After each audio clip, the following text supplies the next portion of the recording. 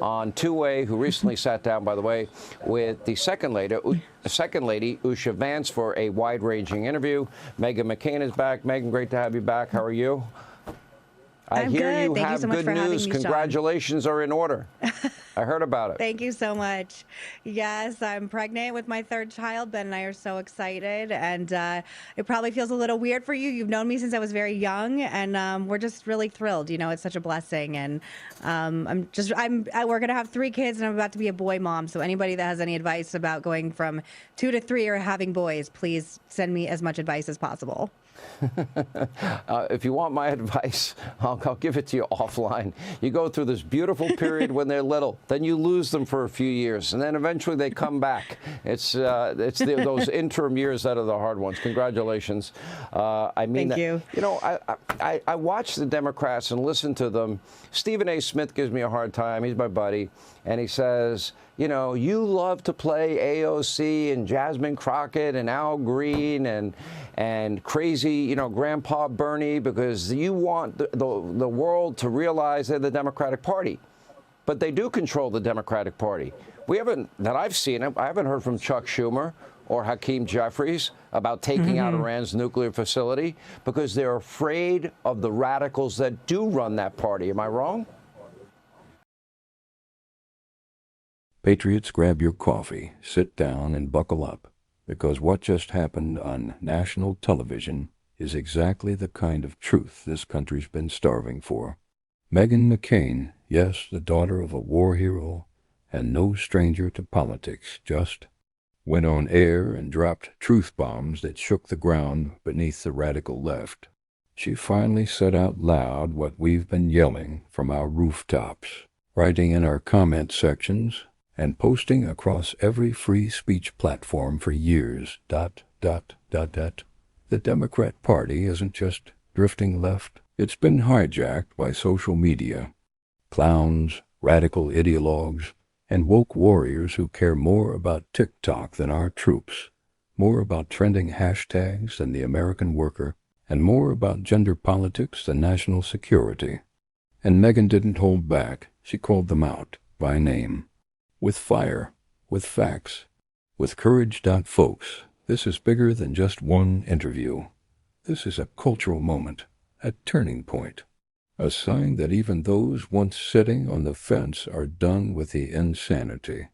The radical left is off the rails, and Meghan McCain just took the microphone and lit it up like the 4th of July.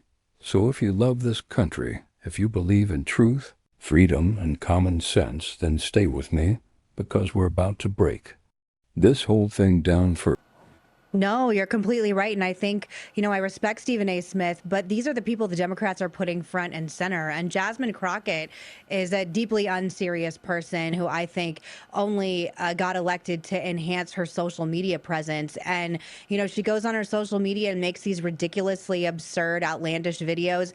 She has no background at all in national security, in the military, in anything that in any reason should give her an opinion on what's happening in Iran. And is quite frankly pretty, angry and histrionic in these videos.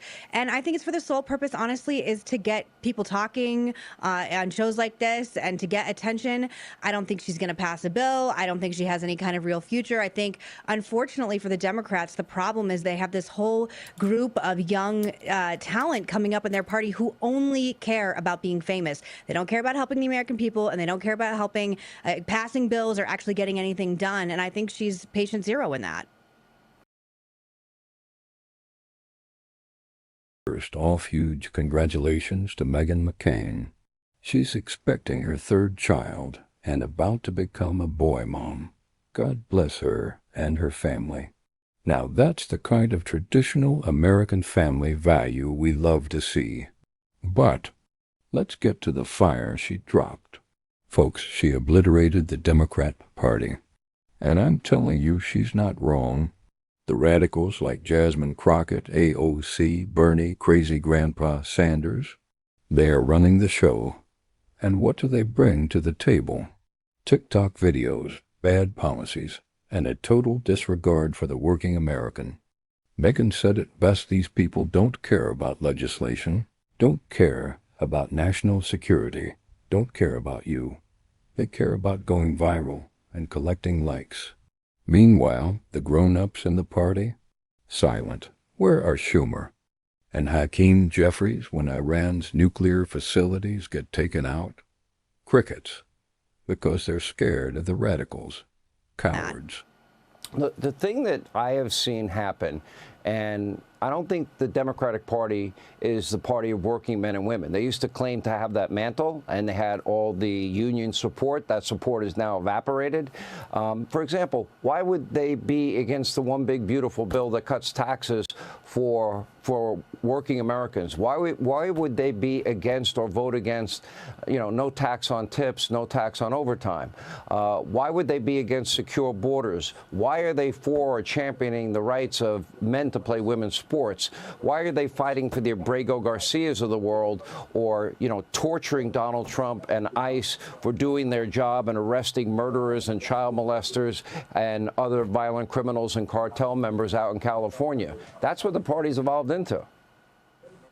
Well, and when you look at the data that came out from the last election on how much President Trump was able to expand his coalition in every minority group and every segment of the population except white college-educated women, he has completely remade the Republican Party, and the Democrat Party has become a minority party. There are fewer people registered, fewer people voting. It's why they're having so many problems. And the thing I don't understand is when Republicans have lost elections, we have taken time to assess why and thought about new leadership and thought about what we're doing wrong. Democrats just seem to like to lose. I mean, you brought up the biological men and women's sports issue. That's an 80% of the American public disagrees with that. 20% of the American public agree.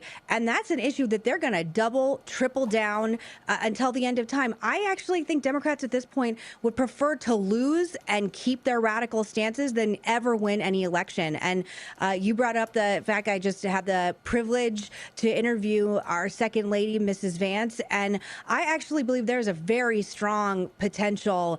I would put a lot of money in Las Vegas that our vice president is going to be president very soon, not only because he's extremely talented and popular, but because Democrats have nothing and they have learned no lessons. They fight and champion the right of men to play women's sports. They champion the rights of people that did not respect our laws, our borders, and our sovereignty over the safety of Americans. They couldn't stand for mothers that lost their children to Biden-Harris unvetted illegals at the joint session speech. They're not standing for working men and women when it comes to the economy. And, if you go back to Trump's first term, for example, demographically, you mentioned demographics, African Americans, Hispanic Americans, Asian Americans, women in the workplace, African American youth unemployment, prior to COVID, record low after record low after record low. And that to me shows, and the $10 trillion in investments, automobile manufacturing, semiconductor manufacturing, pharmaceutical manufacturing, $10 trillion Donald Trump has in commitments the next 4 years. Working men and women are going to get high-paying career jobs, and that's great for the economy. Yeah, and what are Democrats doing right now? As you showed in the clip a minute ago, Congressman Al Green is putting up impeachment proceedings that got almost no votes. Their answer is not coming up with solutions or policy changes or trying to find any kind of synergy where we can possibly agree on issues.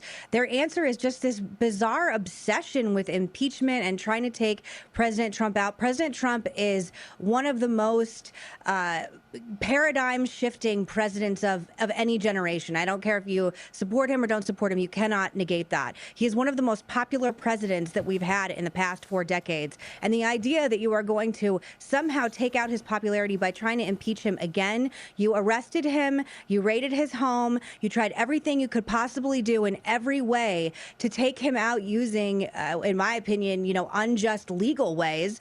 And your answer right now is trying to impeach him again after he justly, fairly, within all his rights and powers as our commander-in-chief, got rid of, nuclear places in Iran, which is making the world a better place and a safer place. I don't understand it. I think they're just, abject, insane people. But I am, as a Republican and conservative who wants to see us in power for the rest of my life, I'm sure happy that they're not learning anything.